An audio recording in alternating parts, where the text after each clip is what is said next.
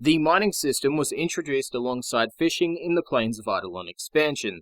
In order to mine, you will first need to purchase a Nosam Cutter from the Cetus vendor Old Man Suumbaat. The cutter itself can be purchased for 500 Ostron standing, and you can acquire said standing by completing bounties in the Plains of Eidolon, which, if you don't know, are given to the player by Konzu, who can be located as the closest NPC to the Cetus gate. As for Suumbaat, he can be found on the left-hand side of Cetus upon entering from the Cetus spawn point, or by the pickaxe icon on your minimap.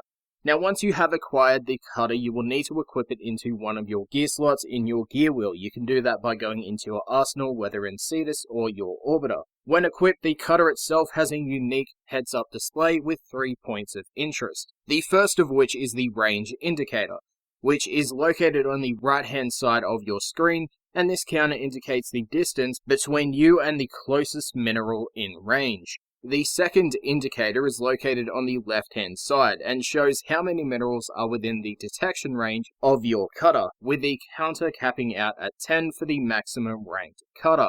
The third only appears when the player has purchased the Advanced Nosam, and this element comes in the form of a minimap that reveals and directly states the location of nearby minerals. And with that information in mind, the Nosam Cutter comes in 3 forms, with beam stability, detection range, and mineral count increasing for each upgrade. In order, they are the basic Nosam Cutter, focused, and advanced.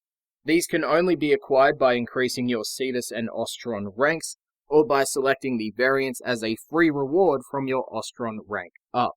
It shall also be stated that the Advanced Cutter is the only option when it comes to farming the Eidolon gems, Nyth Sentirum.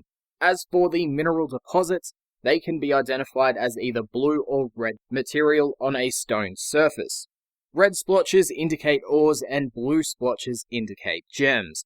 The mineral deposit locations can be found or identified by a number of mechanics. The aforementioned colors, blue and red, are one of them. We also have the aforementioned HUD elements such as the range indicator or the mineral counter, but there is also an audio cue. This cue plays when the player is in proximity to a mineral deposit. This audio will also increase the closer the player gets to the deposit, and the closer the player aims towards the deposit itself. It will also reduce in sound as the player gets further away from it.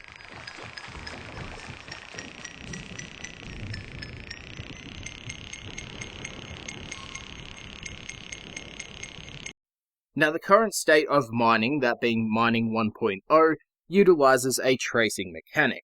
It is pretty self-explanatory, but the player will have to remember the traced line that appears when aiming down the cutter, as it will disappear once the player starts mining.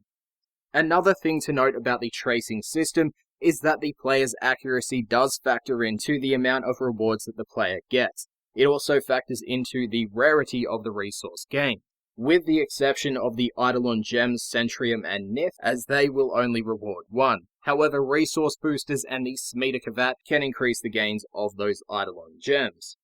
Now, in relation to resource boosters, the drop chance boosters increase the amount of deposits available when you go into a Plains of Eidolon session. The final thing to note about tracing is if you're having a hard time for some reason, there is a zoom function available for the cutter, and you can use that by using your middle mouse button on PC. Now, on screen is a list of all the current gems and minerals available in the game, so if you want to have a look at that, see what you need, they will be up on the screen. This system will be changed in the future of the game to a more simplistic charge mechanic. So this video does act as an archive, as well as a little explanation on what the mining system currently involves.